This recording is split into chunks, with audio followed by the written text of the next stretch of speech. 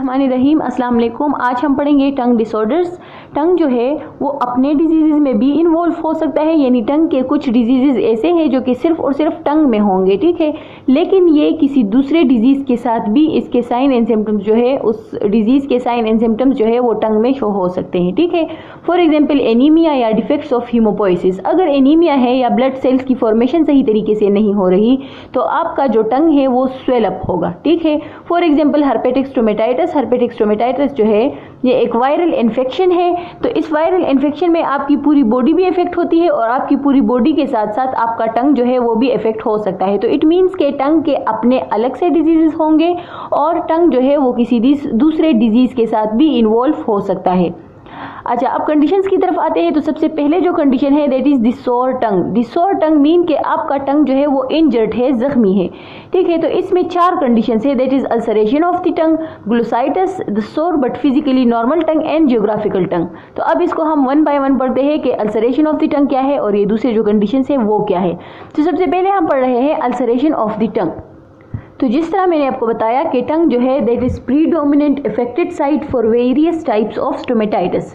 टंग जो है ये दूसरे स्टोमेटाइटिस यानी दूसरे कंडीशंस के साथ ये जो है इन्वॉल्व है, जिसमें फॉर एग्जांपल जिसमें हमने पढ़ा हर्पेस सिम्प्लेक्स वायरस का और लाइकन प्लेनस का, ठीक है। तो इट मीन्स के टंग जो है उसकी अल्सरेशन काज होंगी किस चीज़ की वजह से, अगर बॉडी में दूसरे इन्फेक्शंस है या दूसरे कंडीशंस है, ठीक है। फॉर एग्जांपल हर्पेस सिम्प्लेक्स का, फॉर एग्जांपल हर्पेटिक स्टोमेटाइटिस का, ठीक है, और लाइकन प्लेनस का। तो अगर आपको लाइकन प्लेनस हो गया या आपको हर्पेस सिम्प्लेक्स वायरस का इन्फेक्शन हो गया तो इट मीन्स कि आपका टंग भी अफेक्टेड हो सकता है, आपके टंग में अल्सरेशन काज हो सकती है, ठीक है। The second one is solitary ulcers. Solitary ulcers यानी पार्टिकुलरली सिर्फ और सिर्फ आपके टंग में कोई अल्सर है, ठीक है। For example carcinoma. तो कार्सिनोमा अगर आपके टंग को होगा तो इट मीन्स कि आपकी बॉडी में कोई और कंडीशन नहीं है, सिर्फ और सिर्फ कार्सिनोमा ऑफ द टंग है। तो ये जो कार्सिनोमा है ये असल में आपके सिर्फ और सिर्फ टंग को इफेक्ट करेगी, ठीक है। तो कार्सिनोमा जो है ये ज़्यादातर हो रहा है लेटरल बॉर्डर्स ऑफ द टंग को, ठीक है। जो कार्सिनोमा है वो इफेक्ट करता है हमारे लेटरल बॉर्डर्स ऑफ द टंग को। ये जो कार्सिनोमा है ये डोर्सम ऑफ द टंग में बहुत रेयरली पाया जाएगा, ठीक है। तो अल्सरेशन ऑफ द टंग में हमने क्या पढ़ा कि टंग जो है ये दूसरे बॉडी के दूसरे रीजन के जितने भी स्टोमेटाइटिस है उसके साथ इन्वॉल्व है। फॉर एग्जांपल हर्पेटिक स्टोमेटाइटिस है, फॉर एग्जांपल लाइकन प्लेनस है, ये 2 ऐसे कंडीशंस है जिसमें आपका टंग जो है वो अल्सरेटेड हो सकता है, ठीक है। कार्सिनोमा भी एक ऐसा कंडीशन है जो कि सिर्फ और सिर्फ टंग में पाया जाएगा, आपकी बॉडी के दूसरे रीजन्स में जो है नहीं होगा, सिर्फ और सिर्फ टंग में होगा। और ये जो कार्सिनोमा है ये आपके टंग के लेटरल बॉर्डर्स को इफेक्ट करेगा। इसके साथ साथ carcinoma of the dorsum of the tongue is very rare, ठीक है। पिक्चर में अब देखते हैं कि जो अल्सरेशन ऑफ द टंग है ये किस तरह होगा। This is the ulceration of the टंग, यानी आपका टंग जो है वो अल्सरेटेड है, जख्मी है। The second one condition is glossitis. Glossitis जिस तरह इसके नेम से जाहिर हो रहा है कि this is the inflammation of the टंग, ठीक है। तो अगर ये इन्फ्लेमेशन है तो इट मीन्स कि आपका टंग जो है वो रेड होगा, स्मूथ होगा और सोर होगा, ठीक है। ये जो इन्फ्लेमेशन ऑफ द टंग है which is also known as glossitis, तो इसमें आपका जो टंग है वो रेड, स्मूथ और सोर होगा, ठीक है। अच्छा, अब इस ग्लोसाइटिस के डिफरेंट कॉजेज है। तो जो फर्स्ट वन कॉज है that is iron deficiency and pernicious anaemia. Iron deficiency और पर्निशियस एनीमिया एक ऐसा कंडीशन है जिसमें आपको ग्लोसाइटिस भी होगा, ठीक है। पर्निशियस एनीमिया जो है ये कौन सी कंडीशन को कहते हैं, वो एनीमिया जो कि विटामिन B12 की डेफिशिएंसी की वजह से कॉज हो रही है उसको पर्निशियस एनीमिया कहते हैं, ठीक है। तो जो ग्लोसाइटिस का सबसे पहले कॉज है वो है iron deficiency and pernicious anaemia, इसमें आपको ग्लोसाइटिस होगा, ठीक है। अगर हम सीरम लेवल टेस्ट करेंगे तो इसमें आपको आपके ब्लड में आयरन का लेवल कम नजर आएगा, फेरिटिन का लेवल कम नजर आएगा, विटामिन B12 का और विटामिन B9 का जिसको हम फोलेट्स भी कहते हैं, ठीक है। तो अगर आप लोग iron deficiency and pernicious anaemia की वजह से आपको जो ग्लोसाइटिस हुआ है इसमें अगर आप लोग ब्लड टेस्ट करवाएंगे तो आपको क्या नजर आएगा, आपको आपके ब्लड में आयरन डेफिशिएंसी नजर आएगी, फेरिटिन की डेफिशिएंसी आएगी, विटामिन B12 की एंड विटामिन B9 की। ठीक है, ये हो गया ग्लोसाइटिस का सबसे पहले cause which is iron deficiency and pernicious anaemia. अब फॉर एग्जांपल ये ग्लोसाइटिस जो है ये हो गया है अलोंग विद एंगुलर स्टोमेटाइटिस। अगर एंगुलर स्टोमेटाइटिस और ग्लोसाइटिस दोनों एक साथ हुए हैं तो इट मीन्स कि अब कौन सी डेफिशिएंसी है, अब विटामिन B2 और विटामिन B3 की डेफिशिएंसी है। ठीक है, vitamin B2 is also known as riboflavin and vitamin B3 is also known as nicotinic acid. तो अगर सिर्फ और सिर्फ ग्लोसाइटिस है तो इट मीन्स के विटामिन B12 की डेफिशिएंसी है, और अगर सिर्फ और सिर्फ ग्लोसाइटिस नहीं है यानी glossitis along with angular stomatitis तो इट मीन्स के vitamin B2 and vitamin B3 की डेफिशिएंसी है। ठीक है, इसकी ट्रीटमेंट हम किस तरह करेंगे, इसकी ट्रीटमेंट हम इस तरह करेंगे कि पेशेंट को हमने विटामिन B के सप्लीमेंट्स देने हैं। अगर विटामिन B के सप्लीमेंट्स देने पर भी आपका ग्लोसाइटिस खत्म ना हुआ, रिलीफ ना हुआ, तो इट मीन्स के ये जो ग्लोसाइटिस है ये विटामिन की डेफिशिएंसी की वजह से नहीं है, इसकी कोज कोई और है। ठीक है, तो नेक्स्ट कोज जो है वो हम पढ़ते हैं एंड दैट इज कैंडिडोसिस।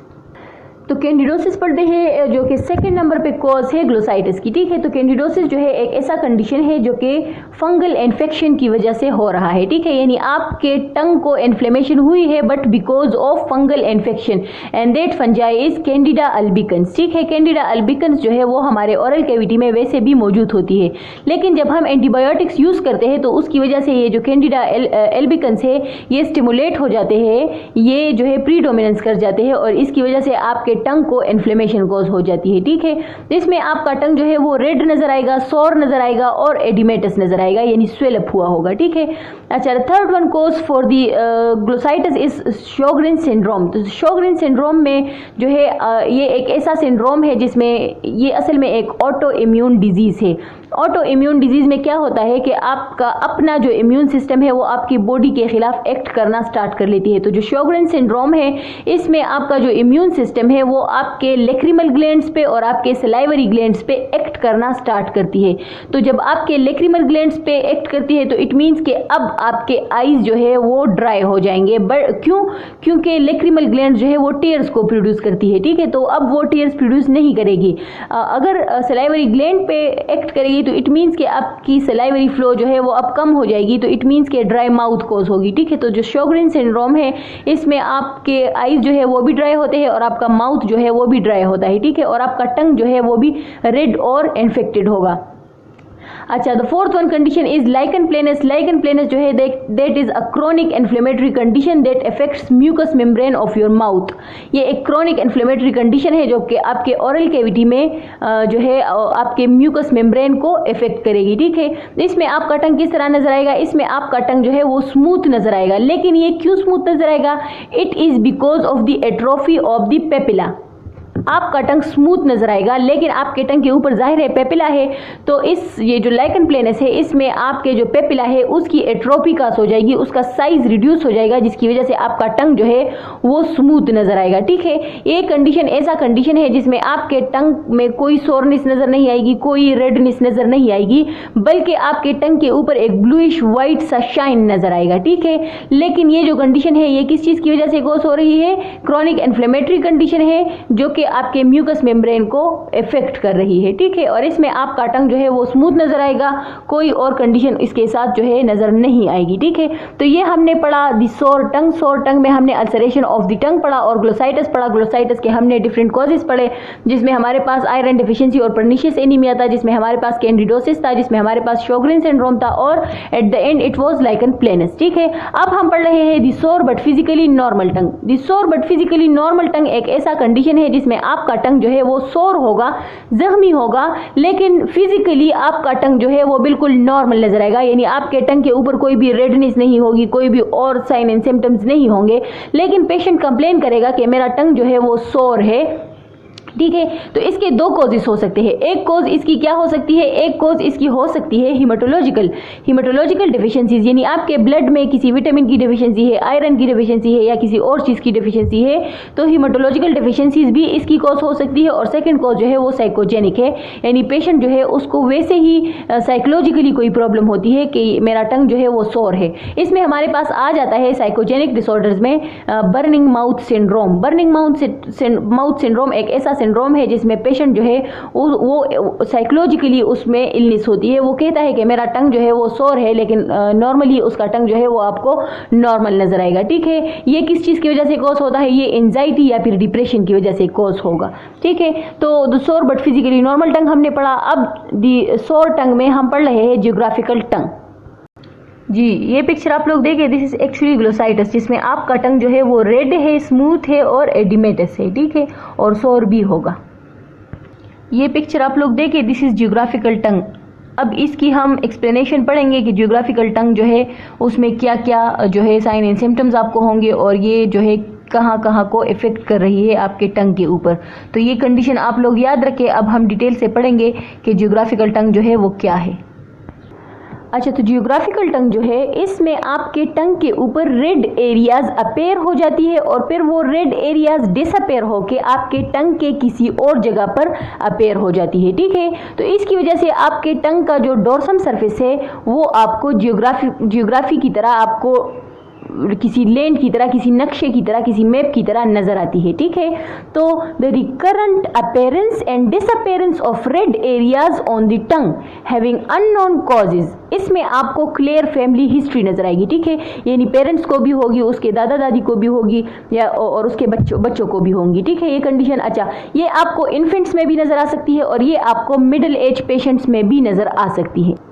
ये जो कंडीशन है ये अकेले भी हो सकती है और ये सोराइसिस के साथ भी हो सकती है। Psoriasis is actually a skin disease जिसमें आपके स्किन के जो सेल्स है वो 10 टाइम्स इंक्रीज कर लेते हैं अपनी प्रोलाइफ्रेशन को, जिसकी वजह से आपके स्किन के ऊपर रेशेस से नजर आते हैं। ठीक है, तो ये जो जियोग्राफिकल टंग है ये आपको सोराइसिस के साथ इकट्ठे भी नजर आ सकता है। ठीक है, इसमें आपका टंग जो है उसके ऊपर इरेगुलर स्मूथ और रेड एरियाज जो है वो अपेयर होंगे और यही इरेगुलर स्मूथ और रेड एरियाज जो है ये डिसअपेयर होके आपके टंग के किसी और रीजन पे अपेयर हो सकते हैं। ठीक है, ये जो एरियाज है इसके इर्द गिर्द वाले जो एजेस होंगे वो बिल्कुल शार्प होंगे और सही तरीके से नजर आएंगे। ठीक है, बिल्कुल बीच में ये जो लीजन है ये बिल्कुल बीच में आपको स्मूथ नजर आएगा और इसके जो बॉर्डर्स होंगे, जो एजेस होंगे वो हाइपरप्लास्टिक और हाइपरकीराटोज नजर आएंगे। ठीक है, हाइपरप्लेजिया उस ये जो लीजन है उसकी जो पेरिफ्री है उसमें हाइपरप्लेजिया और हाइपरकेराटोसिस जो है हुई होगी।